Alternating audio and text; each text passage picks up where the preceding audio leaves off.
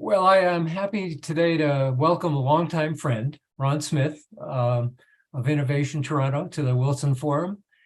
For nearly 2 decades, Ron and Innovation Toronto have served as a showcase for some of the best and brightest technologies in the world. And all of this is done with a vision of trying to accelerate the introduction of that technology into the marketplace. He has always maintained a very close perception of what is important from a point of view of the service to society. So this is technology with a purpose. And Ron, I'm glad to have you with us today. I know we have a very special video that will be included as part of this conversation today. And we'll get to that later on. But for the moment, let's just begin with your comments. Ron Smith. Appreciate that, number one, Ron. We have this thing going back and forth. With permission, I'm going to go to the whiteboard so I can actually begin at the beginning, if that's okay with everybody. Let me know if this changes anything for you and we can fix it. Okay. The line I like best is, due to technical difficulties, tomorrow has been canceled. All right, there we go. So is everyone okay? Can you see the whiteboard at this point, folks? Yes. Okay, let's try it, Ron. All right, let's give it a shot. Well, I was going to say, before we ran into our technical difficulties, that life is an adventure and that we don't know what's going to happen next. A demonstration is much better, much better for this. It's not necessarily a bad thing, but it does keep one on one's toes. There have been some very pleasant surprises along with failure that usually results in character building. I guess we're going to see.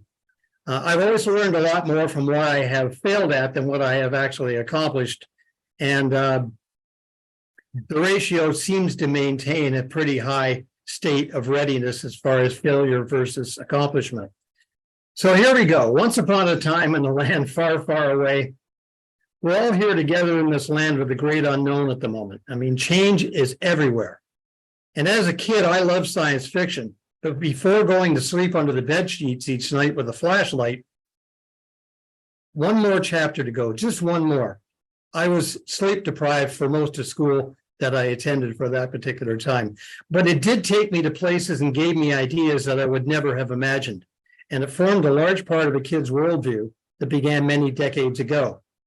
And here I find myself all these years later, right smack in the middle of it. Today, I, like all of us, find myself right in the middle of the best and brightest ideas of humanity, along with some of the worst and most dangerous challenges that we've ever faced as a species. I wanted adventure as a kid. I got adventure as an adult. So as a keen observer of science for over 16 years, non-scientist myself, I'm cautiously optimistic that science will get us through if we let it.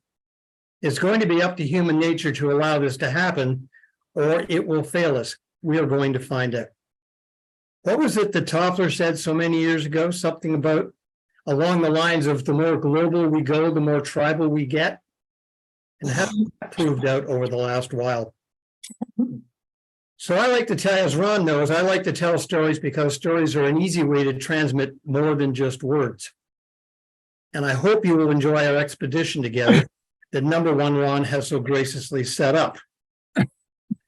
It'll be up to you to decide if it's time or time I'll never get back.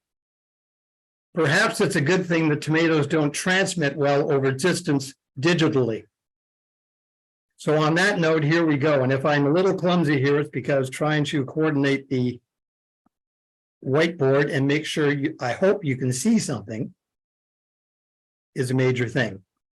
I just changed the board. Can anyone see it? Can everyone see it?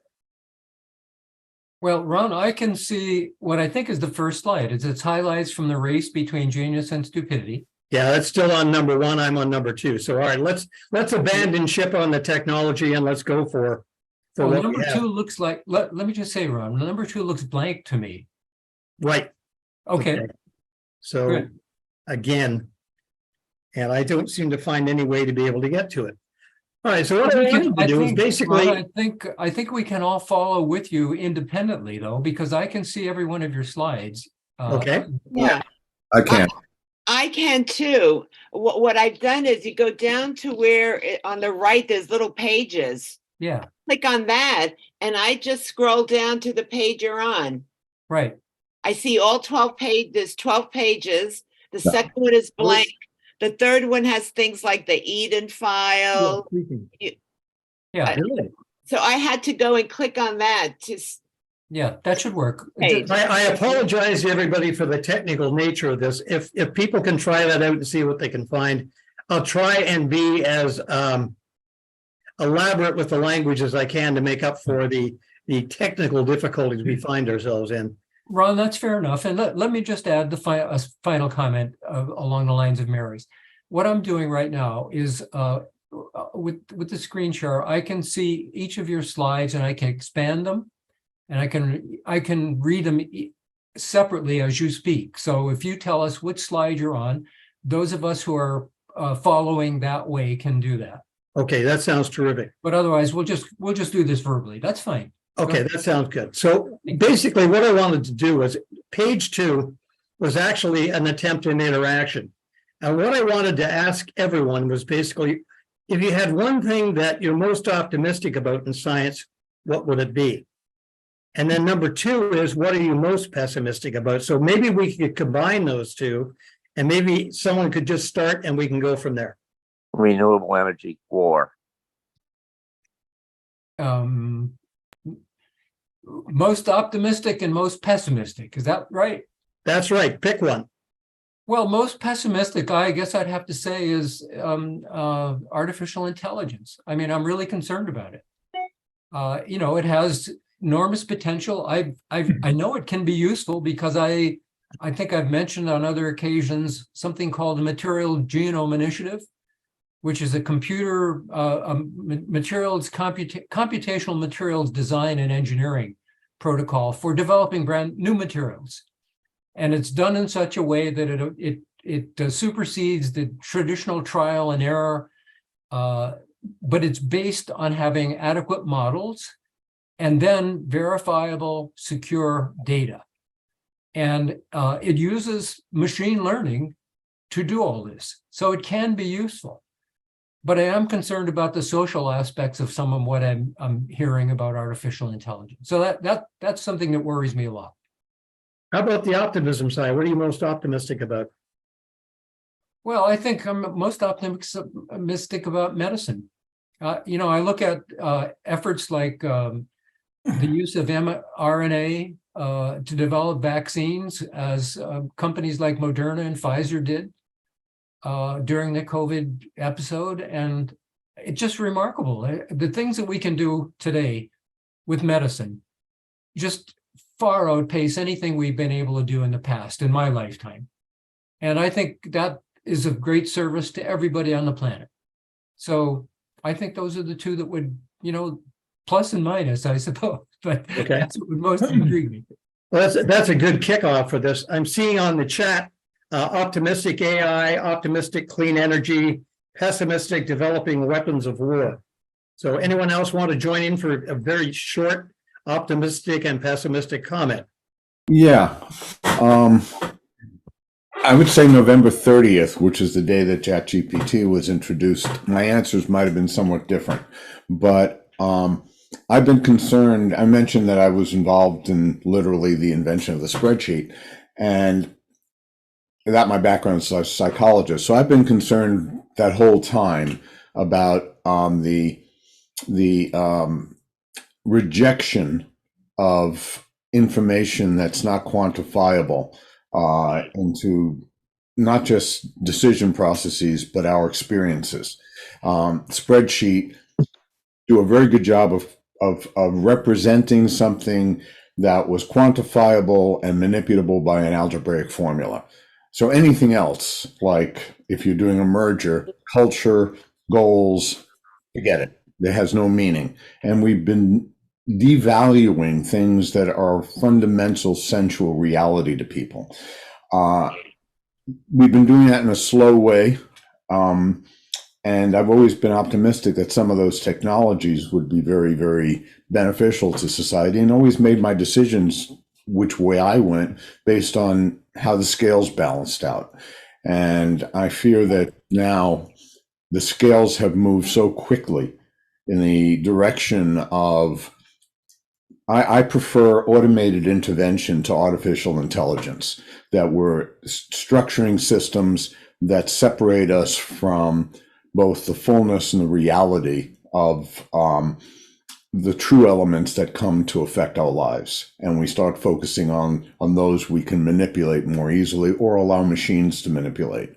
So to be honest with you, I'm having a hard time finding optimistic now, because as of the end of November, we're now functioning at a change rate which is not human change rate, but computer-driven change rate, and that's much faster than we can handle. So I'm concerned about our ability as a species to handle what we've created. Nice way to put it, actually. I'm seeing a lot Thank you. on the chat again, as far as people's response, which is really good, very thoughtful as well. Optimistic, planetary science, search for life. Pessimistic, political process. We could talk about that a lot. Pessimistic, the use of AI that will further divide human beliefs and dogma. I think there are a lot of people in tune with a lot of the things you're saying. That would be a very interesting conversation, actually, to have with you, because having worked with it now since January, I too have changed my mind about some of these things, and it's intriguing. On the pessimistic side, we have climate change, environmental destruction, overpopulation, international relations, nuclear holocaust, ineffective government, and disinformation. The disinformation one is the other one I think that we're going to see very shortly become very large in our lives. We're already seeing it with some of the phone scams and some of the other stuff that keeps coming through, but it's only going to get worse. And to be able to discern between what's real and what isn't is going to become an art. And it's not a science, it's an art, because you're going to have fairly good grounding to be able to tell what's going on. I made a comment at the very beginning of the internet revolution. I too was in the computer business a long, long time ago. And one of the comments was, at the time, it's going to make a big difference if this item that I'm looking at comes from Smith's basement or from the Smithsonian.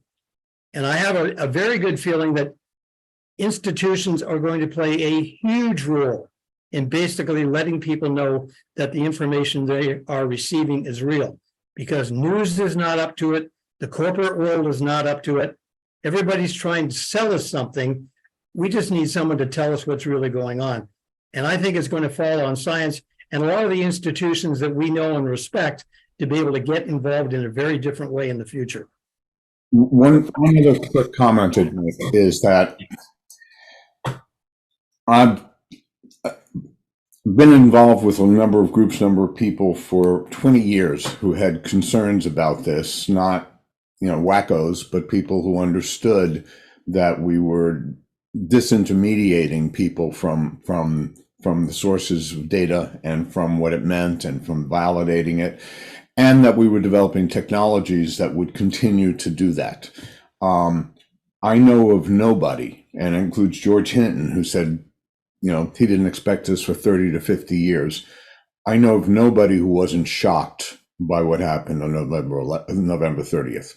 It's not different in kind from what was expected, but it's certainly different in time scale and in magnitude. And beyond that, the infiltration of these tools in the last 4 months into everything, whether it's Photoshop or your emails, there's no logical reason to think this is a containable technology the way that we can think of some other things as being containable technologies, such as lead producing gasoline, that we know what it is and how to control it. And everything we're doing to begin to try to understand what was not a reality in people's minds 6 months ago, but is now about this other entity we've created.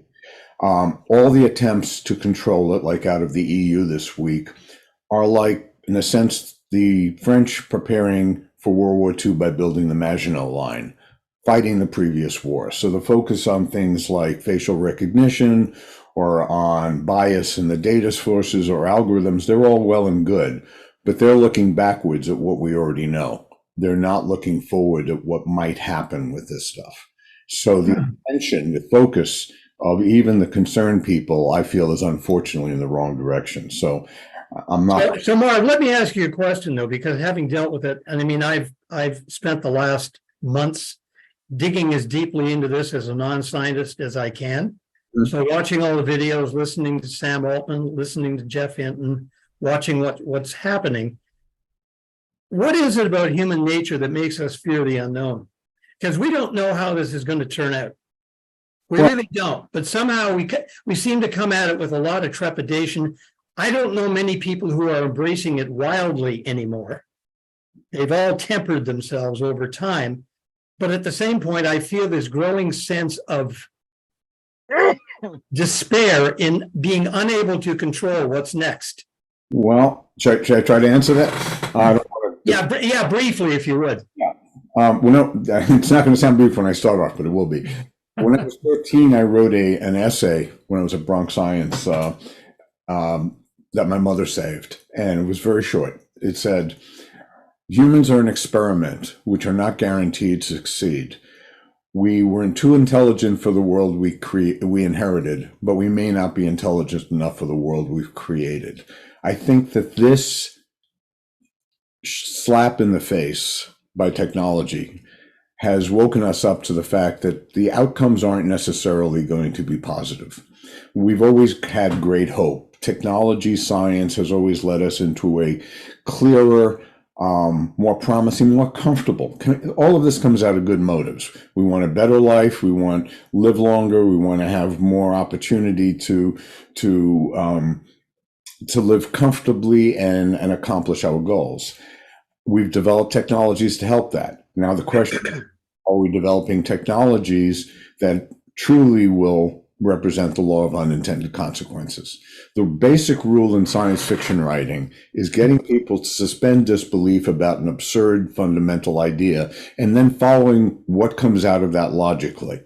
And we get frightened by, Dr. Frankenstein, who thinks he can put body parts together and put electricity through it and create life. But we know it's absurd, but we're allowed to follow that idea to see the story. Something that we felt as recently as 6 months ago was an absurd idea that we would apply suspension of disbelief to has now become apparently real. And all the possible logical stories you can build from that now become possibilities. So I think people are freaked out because they can see, now that they see this idea that they would not have accepted before other than for the purpose of a story, now is real. And they can see all those storylines, which could go from Blade Runner to Star Trek, Yep. So it's added to the uncertainty of all things, has it not? It has, and we're not built for fast change. So let me ask you, Just to let me add- ask the audience in general another question, and that is, my view on this is slightly different. And again, knowing nothing, I get to ask the dumb questions, and you guys can tell me when I'm out of line. But essentially, to me, it appears that we're at an inflection point globally as a species as to whether or not we can actually keep our acts together. We've got so many different ways to kill each other right now, any one of which could take out a significant part of the population in different areas. We have all kinds of disputes and all kinds of challenges where what is needed is really the ability to cooperate and collaborate, not to fight and deny basic rights to the other side that doesn't agree with us. We've got all these things going on at the same point. Ron and I used to basically joke about a couple of things. Before the pandemic, it was, well, maybe there's going to be an intervention by something. Who knows what this something is? But what it could be was maybe a pandemic. Well, we saw how that went. We saw how we responded. We've all probably got our views of how it did go and how it showed certain types of human nature at its best and at its worst at the same point. then we started to get to other things saying, well, maybe collectively we're not smart enough. Getting to your point, it may be that because of the way in which AI evolves, and it's likely to evolve on its own without the guardrails. I think there's two forks to this, one of which is the idea of alignment and constraint for human purpose, but the other one is it starts building itself out in a way that we hadn't thought of, getting to the uncertainty side of it. But I'm not necessarily saying that we need to fear it. I think what we need to do is observe it, hold off on our opinion, but watch really closely for signs that make us believe one way or another in the future. Because it's early days. We really don't know. We got everyone ringing the bell, but frankly, the sound is too loud to really have a lot of quiet, conscious thought and reflection over what may be next. I don't know if that hits anybody or not. Yeah, it's a good way of putting it. Yeah. I'm sorry to just, to interject right away and not have, but that is the position that most of the AI scientists was taking prior to late last year. And the fact that how this rapidly didn't just grab people's attention, but how quickly they started leveraging it for their own purposes, and how rapidly, especially with things like Auto GPT, which were developed independent of the manufacturers and is actually a very dangerous capability. I don't know who's aware of it, but look up GPT. We're seeing an acceleration of its application that really challenges the word ethic, because we always fall back on things like transparency or shared values, ethics, guardrails, rational assessment of things. And there are a lot of presumptions in that are not proven. I think somebody should mute. I'm sorry, Mark, but someone's on. Someone is on. I think if you're not speaking, it'd be good to mute your. Yeah. Good, thank you. Marv, that's a really interesting thing, because one of the things that really strikes me most about this is all of the stuff it can do for us. I mean, right now we're going to be conducting a few AI experiments over the next while as Innovation Toronto. And one of them is going to be asking what we hope are deep and penetrating and probing questions that we'll come back to month over time as an outside way to be able to measure how AI itself is evolving. And we're going to do this with every available public-facing AI as time goes down the road. Now, I hope there are not too many, because we got a very tiny group.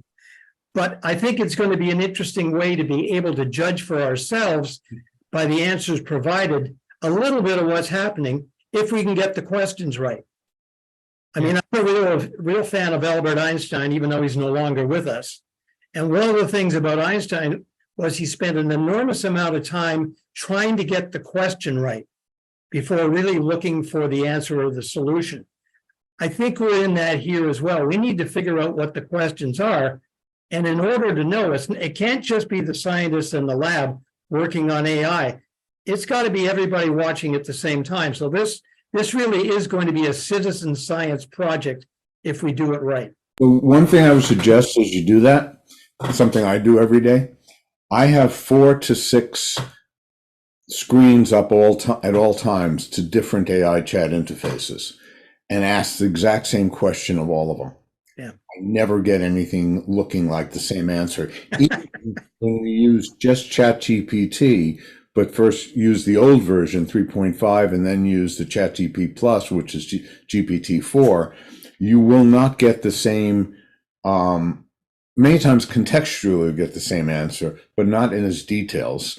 And what it knows and what it doesn't know, what it says, I wasn't trained on that, or when it'll say, which is most disconcerting to me, when you're actually getting a serious conversation, and it'll come back, and each one will come back differently at a different point, say, I don't want to continue this conversation.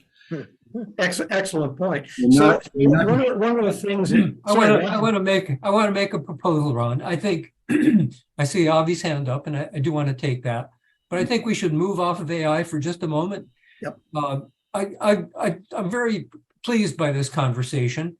for a number of reasons. First of all, let me just add a data point. November 30th with the date on which Chat GPT entered the marketplace, as I remember. Is that correct, Marv? Is that okay? And the theory is that it had been on the shelf for approximately 2 years, a year and a half. Okay. They never intended to ship it. It Yeah. was apparently a proof of concept, POC, condition on the $10 billion Microsoft investment to see how the market would react. Right. And it may turn out, as you've pointed out, to be a monumental date for a number of reasons. But I'm happy to see and hear of your concern, because I think it's genuine. And I think people like yourself need to speak out. So I'm happy that you're doing this. And on that point, let me turn to Avi, and we'll then, Ron, continue with your presentation. Well, you said you want to get off AI, and Well, I don't know. I raised my hand I'll leave it because to of my the friend in Toronto. okay. Go ahead. I want to know. I've heard all about AI and Chat GPT. Use it just a little bit, and I hear about this sort of underlying concern, sort of a rumbling of dire forecasts in the future. I'd like some of the experts here to tell me what it is that you fear about artificial intelligence, or in particular, the GPT, whatever version is out there. Tell us why this sense of doom is hovering over us. That's a very relevant question, Ron and Marv. Do you want to take a shot at that? I think you've hit a major point. The one thing that concerns me most about it is the fact that these things are built on human knowledge and human experience. Human knowledge and human experience are flawed, as we all know. To what degree, being in the middle of it, kind of when you're sitting in the middle of the pot, you can't see all of it from the outside. But one of the things that really did get me going, both pro and con, was the concept that somehow it's going to offer us a reflection of ourselves. But look at the world we exist in. We exist in a world of immense danger, of immense quibbling with one another, of constant fighting, violence. And then on the other end of the spectrum, we've got the arts, the sciences that are probing the unknown. There's never been a better time to be alive from an adventure standpoint and watch what's going on in science. I mean, I'm amazed every day at what I see. Again, not knowing what's going to happen or what's going on. If we are smart, if we are worthy, I would even say from a human nature standpoint, what is likely to happen is that AI will evolve to understand, respect, and perhaps work with us. If, on the other hand, all it sees is the dark side, if it watches the wrong channels, if it sees the wrong movie and takes that as verbatim, then we're in a whole different world. Because one of the things about all of this is we're constantly trying to course correct to make things better as people working in these areas. This thing has the ability to course correct on a scale we have not thought of. And if we've been smart enough, dumb enough, stupid enough, insane enough to let it connect to things like robot networks, communications, cameras, and other things, we've got a whole different experience awaiting us, perhaps. Marv, do you want to add a little? I'm going to leave the orchestration of the time of this session to your discretion. But I think, Marv, you may want to respond.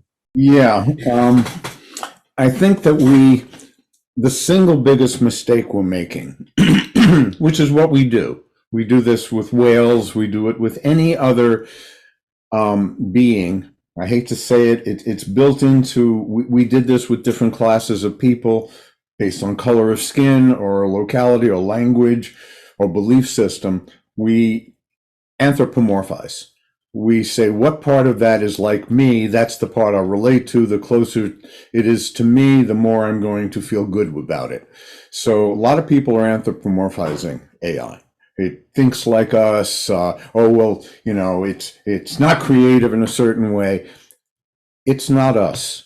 It's a different form of the whole question of intelligence or consciousness in particular, to me, I think are specious because I mentioned I was a psychologist. I was in a field where I had to get licensed in Virginia to give IQ tests.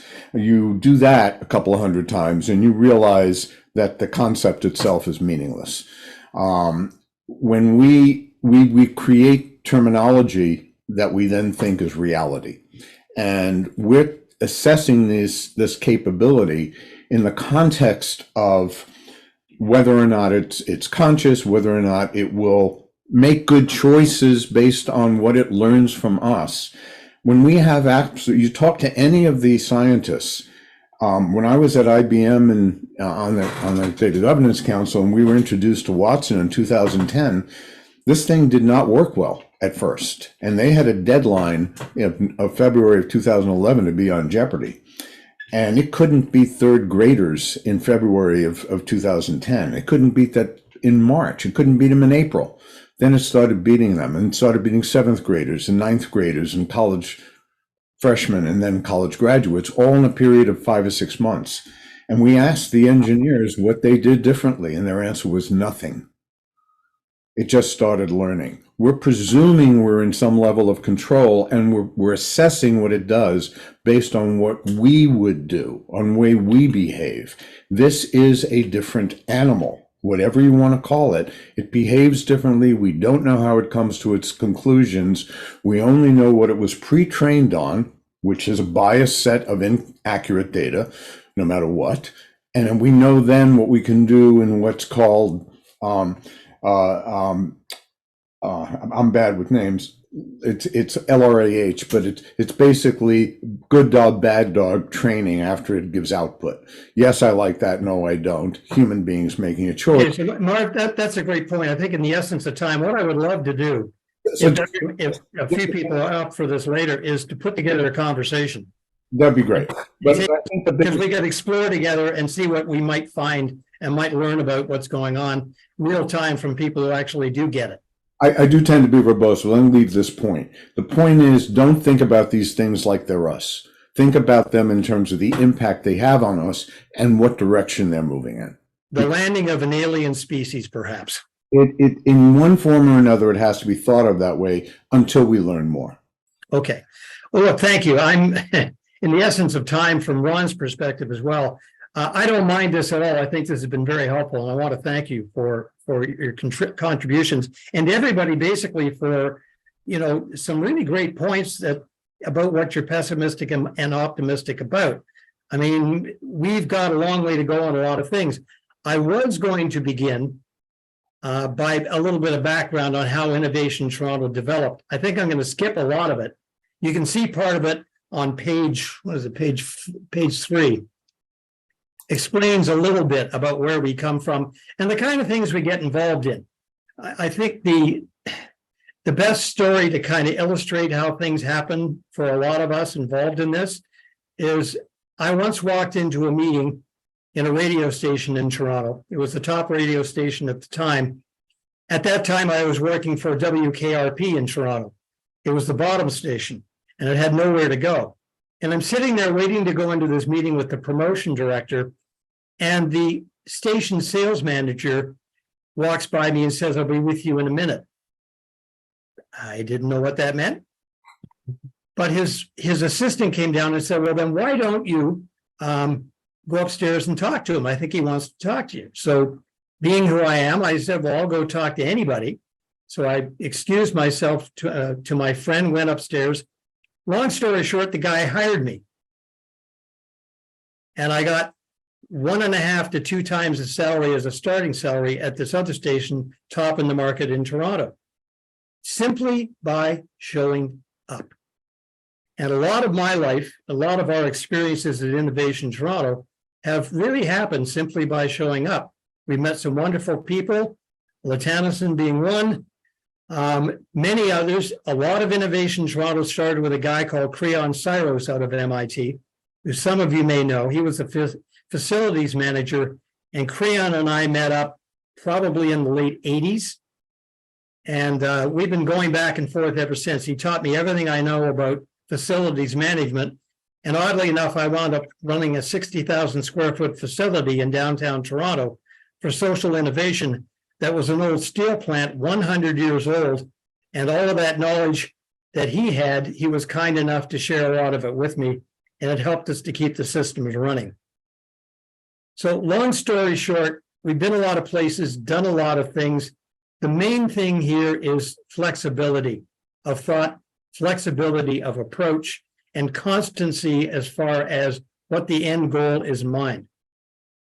My end goal in this one is to try and help make science stronger, because science is the only way we're going to get there from here. We are in so deep in so many different ways right now. The only way to get us out of this is not to go back to the Stone Age, although we may be thrown back into it if we're not careful, but to carefully walk our way through the problems, figure out ways to work and collaborate together. And I see science as playing a major role in the middle of that. I don't see it in business. I do not see it certainly in the information systems that we have available to us. They're just too much all about the money, not enough about what's the real information. And until that changes, if it ever would, we're where we are. So if you had a look at that page, you see a number of things that are going on. We did a few things to begin with. I ran across these guys in Boulder, Colorado, who are starting something called Startup Weekend. And the whole concept behind Startup Weekend was to get a bunch of people together under one roof for a weekend and start a company. I thought, what a really, really neat idea. So I phoned them and I said, all right, we'd be interested in doing one in Toronto. Would you help us out? The guy said, sure, we'd be happy to do that. Long story short, we ran into a few problems and challenges along the way, but we actually did have 150 web designers, developers, marketers, promotional people, and so on, all get together in one weekend. And we actually launched a company at 3 a.m. on Monday morning of that weekend. We were all a little tired after the fact. The thing that really intrigued me was, here are all these for-profit, supposedly money-oriented people, and what did they vote to build? A not-for-profit system called Lobby Them to be able to get information to politicians faster. Because we all know politicians respond to their constituents banging on their door. And the louder the knocking, the more they're going to respond to it. So that was the idea. It went absolutely nowhere. Yet another flameout in the history of attempts. But it taught us a lot while we were doing it. That kind of got me to start looking at global science and some of the other people and looking at it and going, wow, there is a lot going on here that we don't know about. Why don't I hear about these things? We hear about all the bad stuff.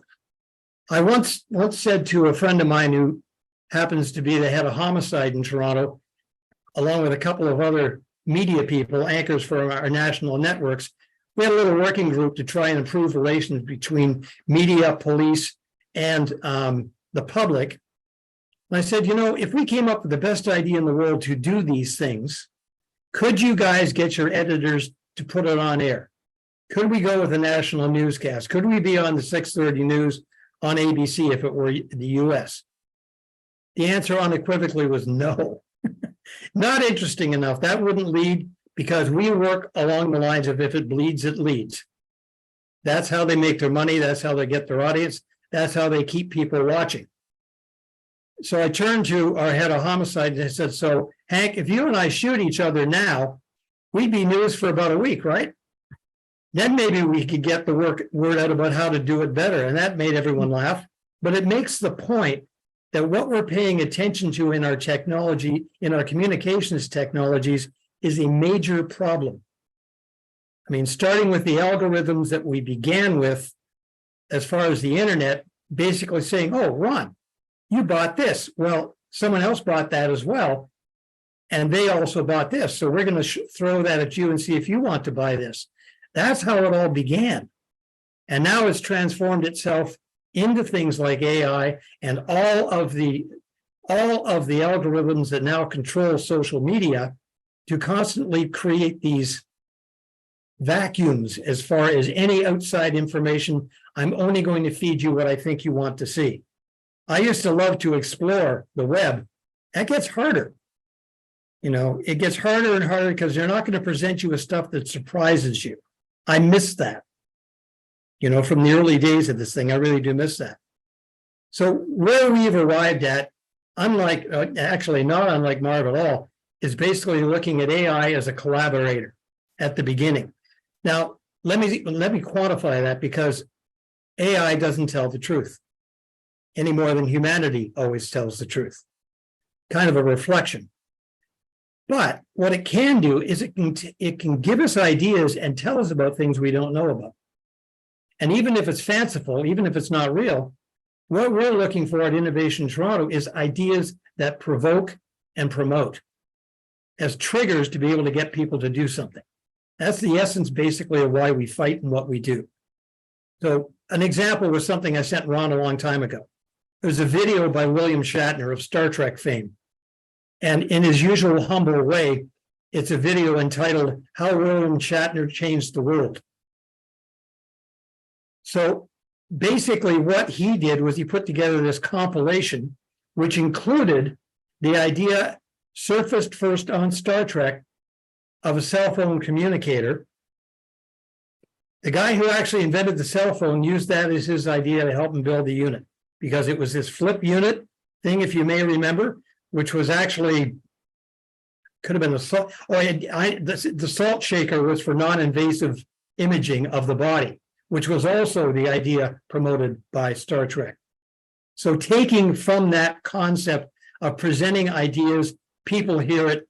Innovation happens because we're having our conversation. It does not happen in isolation. It happens with others. If we can present the ideas, present them well enough so that they're understandable, then there's a chance that someone might take it and go, I can do that. Or, gee, you know, I can take that and I can use that for what I'm doing over here. That is what we've been doing for 16 years. It's been the most fun I've ever had. Never made less money, never had more fun. And never felt better paid, because the payment is in seeing things work and occasionally getting involved in something that might actually help make a difference and change things. That's the essence of what we do. So I think, Ron, in the idea of time here, what we probably want to do is I'd like to get into more interaction with people about what their cares and concerns. And if we can eliminate AI and go with some other things, let's hear from some other people and see what they think. Very good. You're looking to the chat response, Ron? Yeah, the chat response as well. So let me just bring that back again. Okay. I closed it in order to be able. So yeah, okay. So getting back to this thing. So someone still doesn't see the dire consequences of AI. All right, we're still going on that route. Acoustic sensors in the North Atlantic. What world-changing technologies might have been developed by the military-industrial complex that have not been made public? Great question. And part of the reason why it's a great question for me is because I actually tried to do something a couple of months ago. As Ron has made you aware, I have this friend in Ukraine called Eugene, who right now is on the front lines. I think he's even on patrol if he joins us, which I hope he would. You'd really enjoy meeting this guy. He's everything you would hope somebody fighting for their country would be, and more so. But we were chatting about a couple of things. I keep feeding him ideas that I see that might be pertinent to the situation in which they find themselves, either for he and the squad to talk about, or maybe pass it up the chain of command if there's something there that might actually be actionable.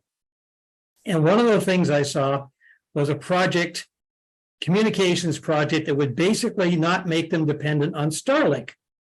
And as we know, or hear in the news reports, Starlink has been a bit of a problem as far as intermittent communications for the Ukrainian military. So this thing purported to be able to do it in a very different way, a very secure way. I think it was out of University of Pennsylvania. So I pinged the researchers to see if I could get a response and said, well, if this thing actually works, Why wouldn't you guys make this available in Ukraine? Help out a friend. Didn't get a word. Most of the things I send out to people get no reply, and for probably a variety of reasons.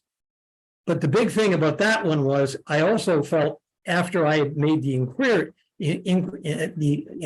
to it, that there was obviously a component of national security involved in the development, which takes us back to the question about the world-changing technologies. I, like others, watch places like DARPA and EARPA to see what's going on. They're obviously not going to tell us as the general public what they're doing. One can only suspect and probably hope that they're doing things that other people have not thought of, that are going to basically help with the whole security issue, but also, even more importantly, be of immense global public benefit. It's a hope, it's not knowledge. John Brown has raised his hand. So, speaking of ideas that would be of great public benefit, but are difficult to implement, not necessarily not for national security reasons, but for political buy-in reasons, there is a carbon tax.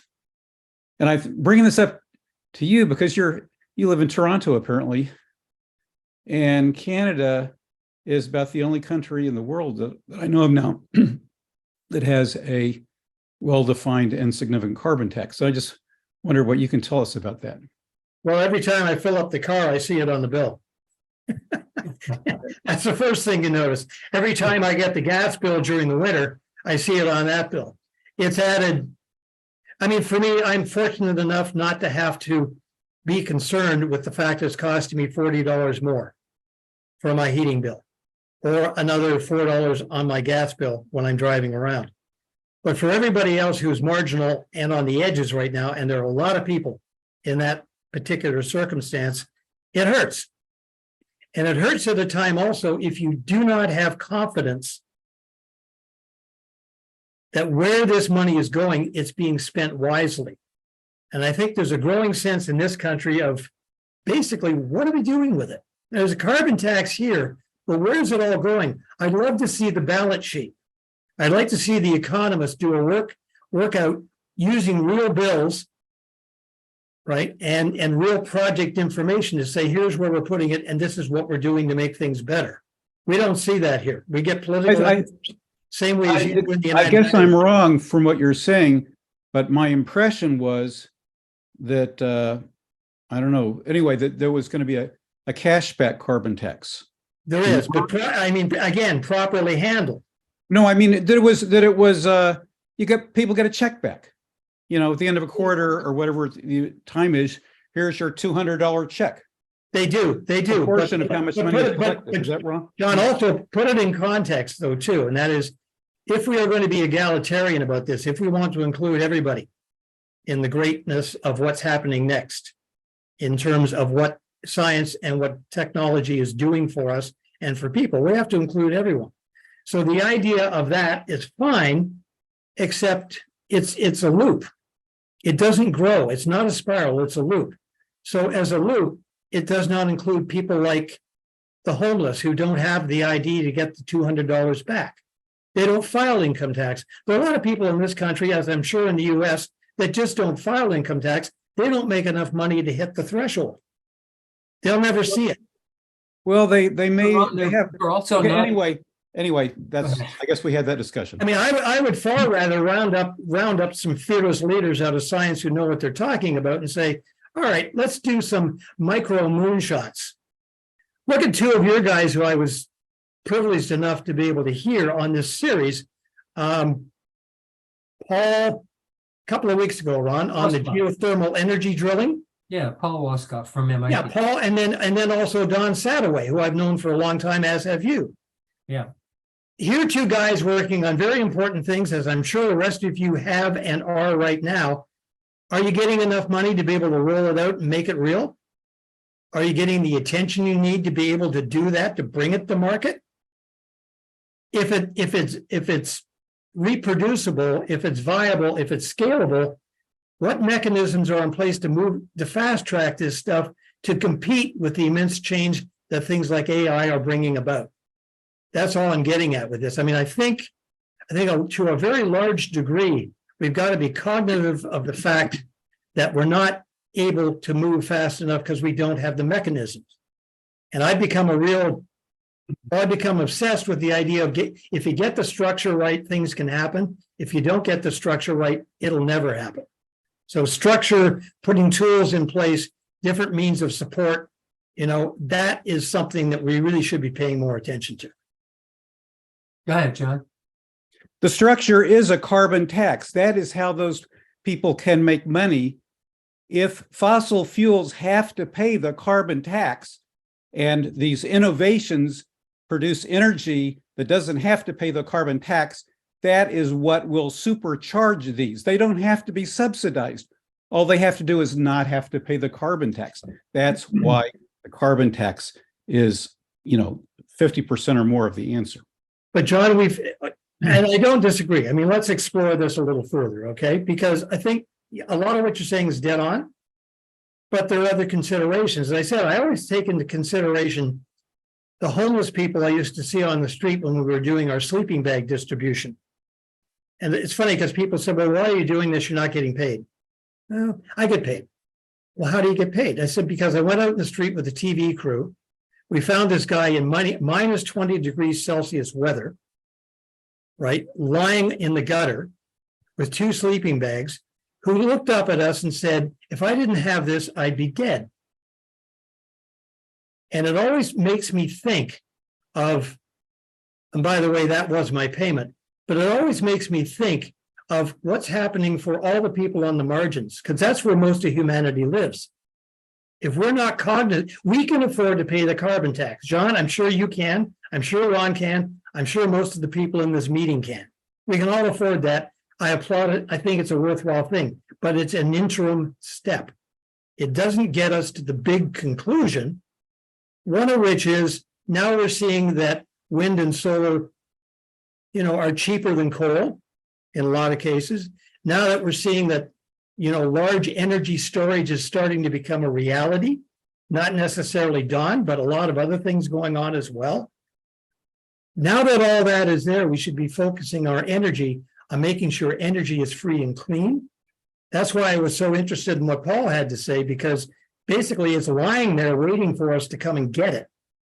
And if his technology works properly, which he seemed to indicate it did, why aren't we all hands on board? We just don't do that. We want to hedge our bets. We're not in a time and in a world which has the luxury of doing that anymore. And these efforts are laudable. They are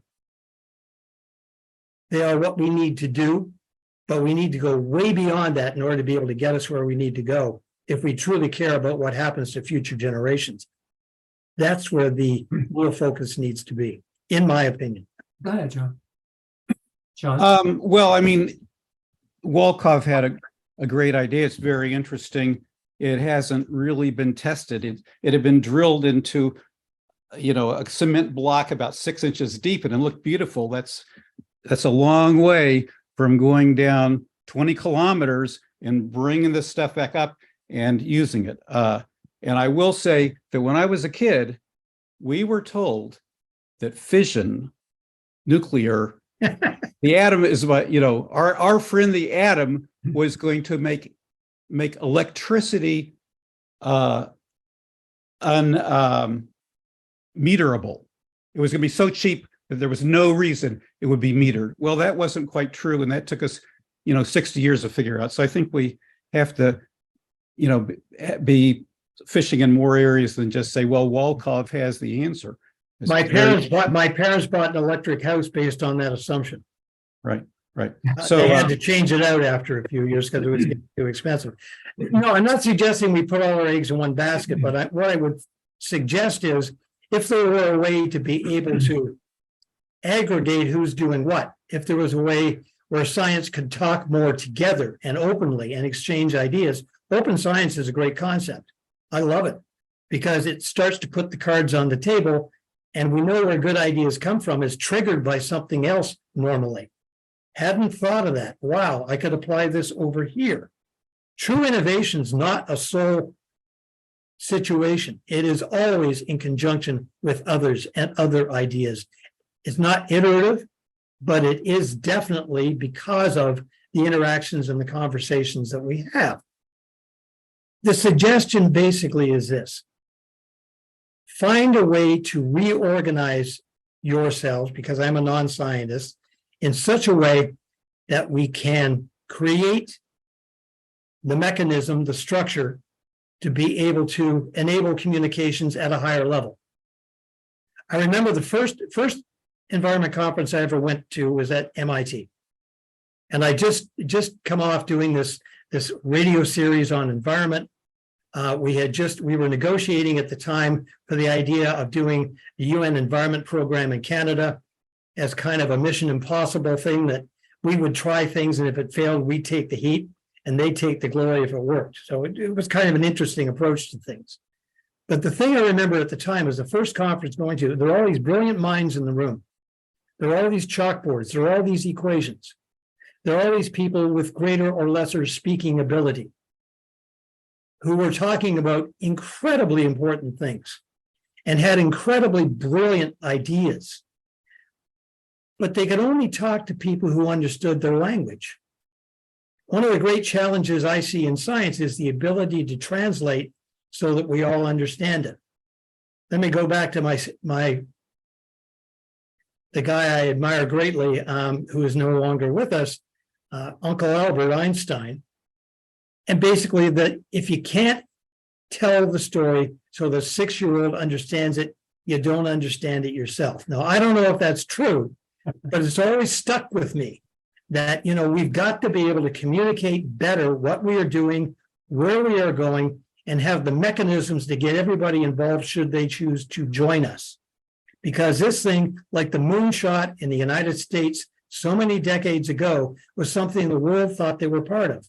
We don't have that feeling anymore, and I miss it, but I also know it could be the mechanism to get us to the next best thing. It might not indeed be something like geothermal drilling, but there are a lot of things out there that are just tipping on the edge of reality. Ron, I have a proposal. I'm sensitive to the time, but I think, and I know there are other questions. I have a couple here myself, but I think it might be useful to introduce your colleague from Ukraine. Yep. And show the video. And I've been watching our roster of participants, and I don't see Eugene. I don't think he's been able to log in.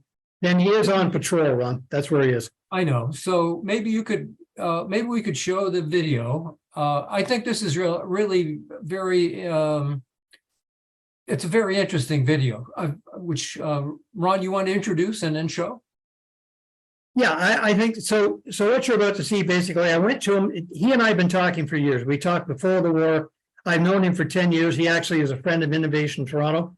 He helped us out technically when we were having some major website difficulty. We started talking and have been talking ever since. He's a guy who is about as genuine as you can get about his country.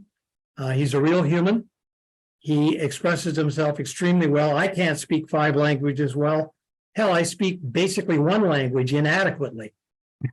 But he is a guy who, when I asked him to say, tell us a little about some of the innovation that's going on the battlefield in Ukraine that you know about, he was kind enough to put together this 5-minute video. Great. Now let's see. I'm going to try to screen share and see if I can bring this up. This may or may not work. Let's see.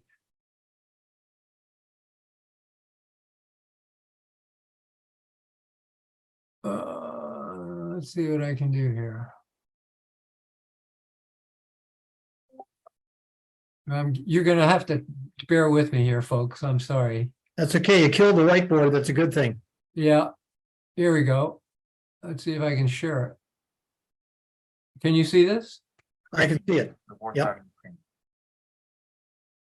It's a YouTube video, if that helps you, of course. Hold on. Hold on. Let me try to get a full screen here.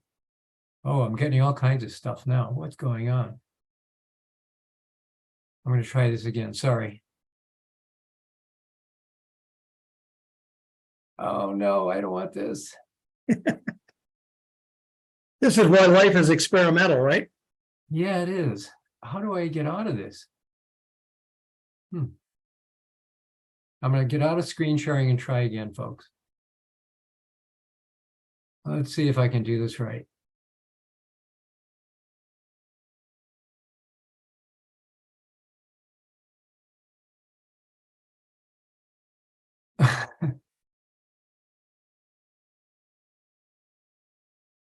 Okay. Greetings from the wartime Ukraine. I have always been fascinated with life, I'm not getting video. and one of You're the not? most interesting No. properties of life Everyone else? is change and No one see the video? Oh, Just audio. okay. Hold No. on. Try it again. an adversity. See video Sorry. either. Speed up such Sorry, adaptation. folks. We'll try to do this right. And as you know, my country right now is in the middle of such adversity, unfortunately. How about now? There we go. Yeah, that's good. Okay, let me begin Again. again. Let's start it over. Oh.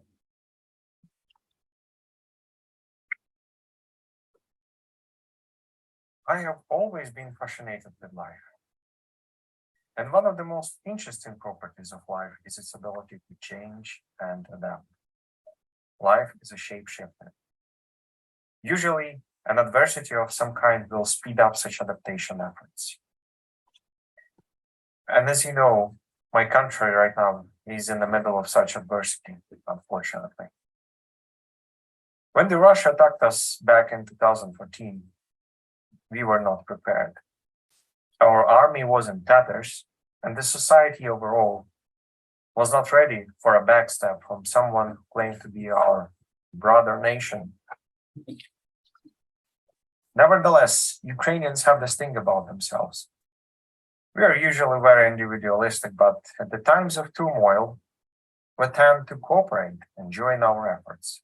So a lot of men signed up for the army, while the groups of volunteers appeared as if out of nowhere and started providing supplies for the soldiers, where the state failed to do so. The scarcity of military-grade equipment forced us to tinker and invent using the available resources and technologies. And today I would like to tell you about my personal best wartime inventions in Ukraine. The first one is the use of smaller drones. The United States had been using larger recon and strike drones for a while. However, we did not have access to that technology. Instead, we started using smaller commercially available consumer drones. We use them for close-range recon and for fire control. To some extent, we even use them for attacking purposes. The modifications that we did included custom firmware to bypass the programmatic limitations, improved antennas for better range, and little contraptions that could drop unpleasant surprises on the enemy heads. I don't think that any modern army right now can exist without a fleet of smaller drones. The second one is a defense mapping software. Believe it or not, but in 2014, we had to enter the border combat with Soviet-era paper maps. Yes, actual paper maps. Luckily, there was a group of volunteer programmers who said it was a no-go, so they created the first version of Kropiva, or a single nettle in Ukrainian. This wonderful little software facilitated sharing vital tactical information and provided the needed fire control. It was later adopted by the Ministry of Defense, so right now it's used by pretty much commanders of every level.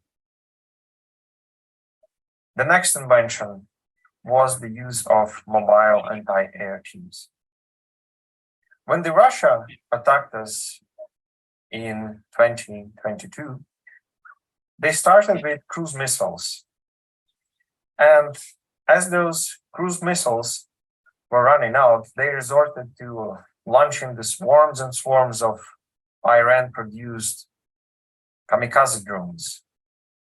They are low-tech, slow, but the sheer number of them really made a lot of trouble. So we came up with the idea of having small mobile anti-air teams that are armed either with manpads or heavy machine guns. So these little teams would move in to intercept the flying garbage where it was moving to its target. This is it.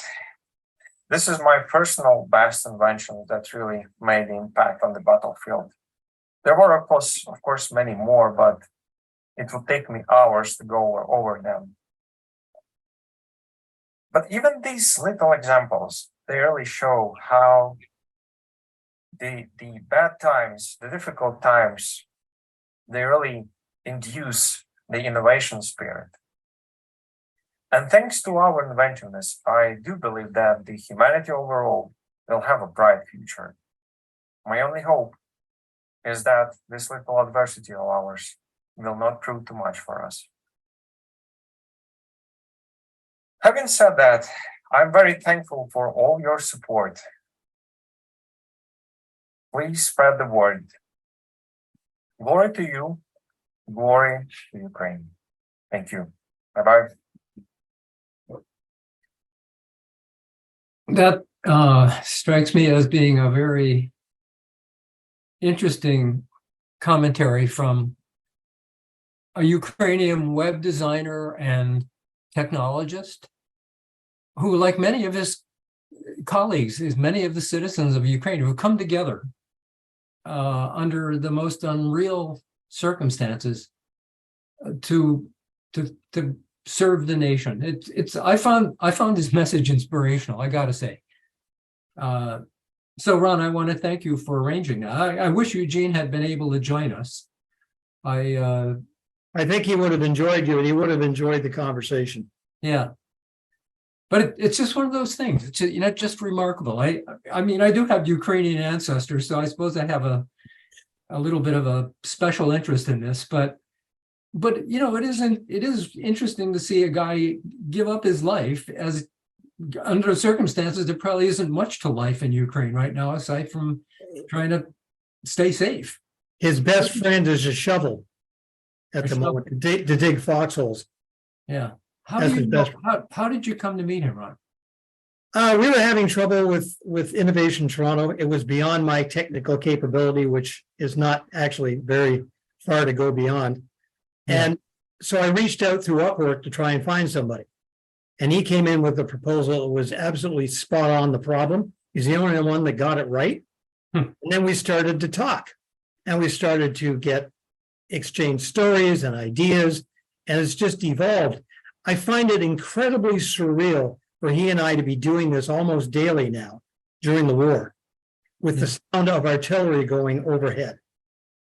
Every now and then there's a rumble of a bomb landing within a few hundred meters of where he is.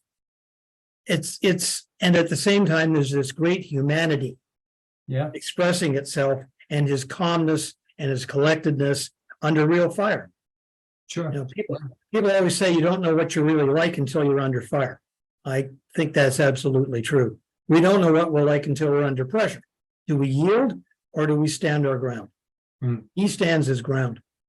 Well, I hope that someday you can invite him to come. You and he can both come to Winchester, Massachusetts, to meet this crew in person. I would enjoy that enormously. I think we all would. But I would be delighted. I mean, there's never enough time and everything else, and I would really have liked to hear from other people. Yeah. But perhaps it's also something, maybe what we can do is get together every few months and just talk about nothing other than what's going on with AI and how we feel about it. Yeah. If nothing else, it might be good therapy.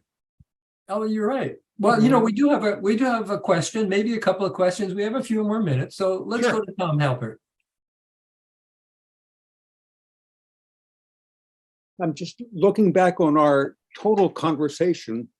We've just seen something that we can regard as inspirational, where technology has been at the service of violence. Yeah. And that to me is sobering. Looking back on our conversation, a number of times the term human nature has come up. And I think most of us may assume we know what human nature is. I so value the humanities emphasis at a place like MIT that trains people to think about humans from the standpoint of psychology, anthropology, philosophy, even theology. I think we could learn from reflection there in looking at the future of technology and in discussing AI. Even if AI is a frontier where we should not anthropologize, we're still going to use, it's going to be human beings using AI along the way for better and worse. Just some thoughts quickly to share. Thanks, Tom. Avi? Excuse me. Well, I was struck by the video that, excuse me, here we were talking about rather esoteric stuff and things in the future. And I was aware that we were indulging in the luxury of being able to do that. And here we got a video, a little bit of a brief glimpse for people who have to worry about the day-to-day issue of survival at the most fundamental level. That we are concerned about, death falling from the air and whether there will be enough to eat and whether the power will be on so you can have some warmth in the night. And I was struck by that we really ought to, every once in a while, step back and say, we live very well. We have enormous problems we can talk about, but we can afford to do those, to indulge that, because the basics are taken care of. We're sitting here, all of us viewing each other on electronic screens. Most of us look pretty comfortable. We don't worry about walking out into the street and a bomb falling from the sky. And it just, the incongruity of the United States versus Ukraine at this moment struck me as worthy of taking a moment to focus on. Thanks for that comment, Avi. I couldn't agree more. I mean, it is inspirational, and you've said it very well. Tom, Ron, I want to thank you for joining us today. You've obviously, this has been a different format than our typical meetings, but it's been a really wonderful meeting. Good conversation, lots of things to think about. And I thank you for being with us. I really do want to invite you to Winchester. We don't live that far apart, Toronto and Winchester, but I hope sometime you will be able to visit us in person. And frankly, I hope you can bring Eugene, what's his last name? Gorelikov. I hope he could join you. That would be even better. That would be absolutely marvelous.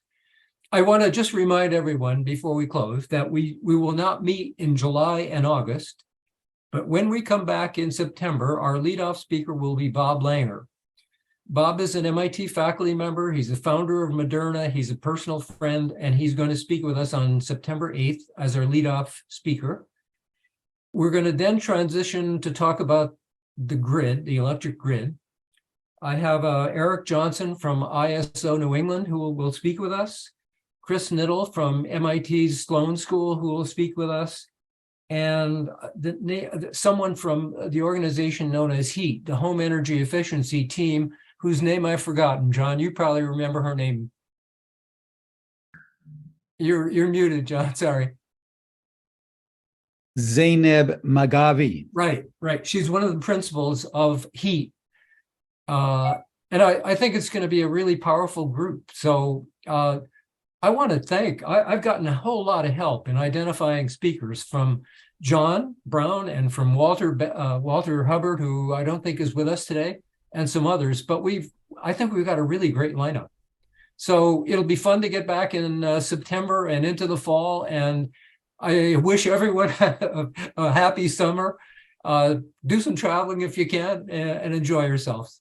But we'll see you back here again in September. Ron, thanks again. Well done. It's been a pleasure. Thank you for doing this. Thank you, Thank Ron. I you. appreciate it. Thank you, very much. Ron. Take care, Nice guys. job, Ron. Take care. Be well. Yep. Take care. Bye-bye. Bye bye. Cheers.